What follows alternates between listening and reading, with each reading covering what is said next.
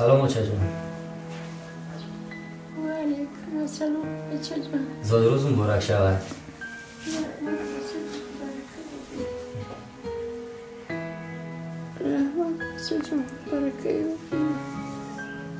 خودتون رو خیلی اسم میکنید؟ بهتر شدید؟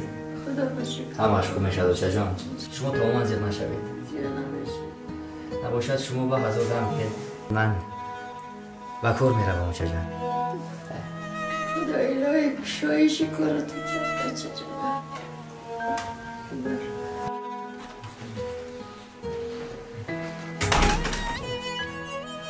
بیا بچه جان. بیا اینجا شید. بله بچه جان. زاد روز مبارک بیبی جان. برکه و بیرحمت بچه جان. چرا شما با ما خواب نمیخورید؟ چرا مادرم شما را نمیموند از حجرتون بیرون برایید؟ جانی بیبی ولی کلانکی شدی بعد همش رو میفهم.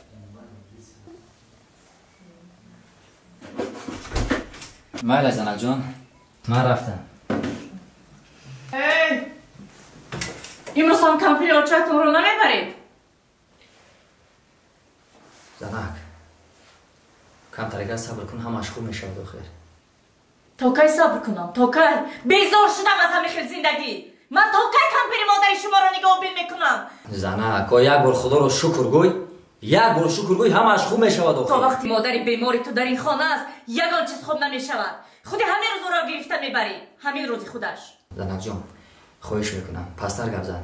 آخر مادرم این روز دارند. میفهمند خوب نمیشود. فهمد فهمیدن گیرد برای من فرق ندارد. خودی همین روز گرفته میبریش تمام. بگذار زاد روزش رو در خانه پیران سالن جشن گیرد. تو اینقدر زنی پس بوده ای. اگر سراجا نمی بود من با تو یک روز هم زندگی نمی کردم. دادا جان بچه جایی داده چرا بیبیم با ما خواب نمیخورد؟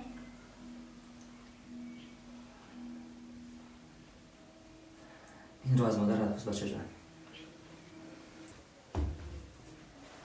بچه جان برای آنکه بیاد با ما خوراک خوردن رو خوش ندارد. برای چی بیبیم با نمیمونه از حجرهش بیرون براید؟ جانی مادر وقتی آدم 13 سالش رفت او میخواد تنها باشد، تنها خوراک خورد، تنها خواب رود. فهمیدی که جانی چه؟ همه خیلی نیست داده جانش؟ با کودک دروغ نگو. دادا برای چی آدم پیر شود میخواد تنها باشد؟ برای آنکه 13 سالش رفته است، پیر شده است. با او گپی زیادتی نمیفورد دیگر. برای چی با او گپی زیادتی نمیفورد؟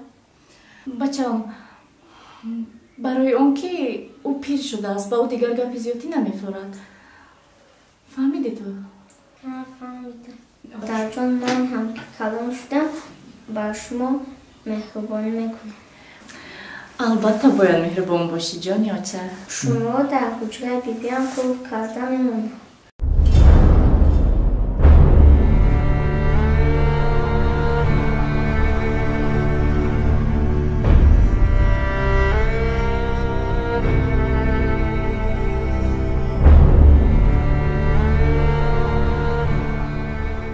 بچه جان من شوخی کردم.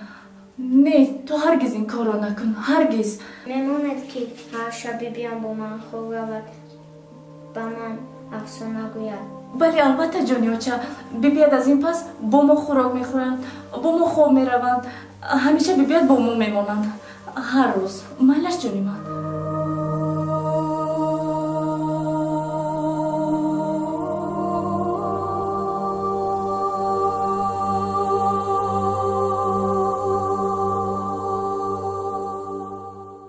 از مکافات عمل غافل مشو.